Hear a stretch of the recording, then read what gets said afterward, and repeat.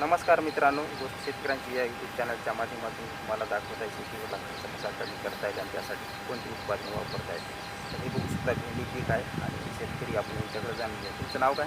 सतीश सदाशिव भोकरे. बरं, तर हे आपलं भेंडी पीक आहे, किती आहे? 1 एकरभर. बरं, तर मला सांगा मल्टीप्लायरचा अनुभव तुम्हाला कसा आला? चांगला आला. या कारण या भेंडीला वापरलं होतं आपण, हां, म्हणून माहीत पडलं. बरं. तर बघू शकता मित्रांनो, या भेंडीला इकडं वापरलेलं आहे, इकडं वापरलेलं नाही तर इकडं चांगला रिझल्ट आलेला आहे आणि म्हणून तुम्ही मल्टीप्लायर घेतलं. घेतलं. बरं, हे गांडुळाची संख्या चांगली आहे, जमीन भुसभुस ठेवते, चांगला आहे. बरं. तर तुम्ही म्हणजे भाजीपाला पण क्षेत्र तुमच्याकडे आहे का? आहे. तर मल्टीप्लायरचं पहिल्यांदा माहिती कशी झाली तुमच्या मित्राकडून? मित्राकडून मित्राकडून झाल्यावर तर बघितलं जाऊन.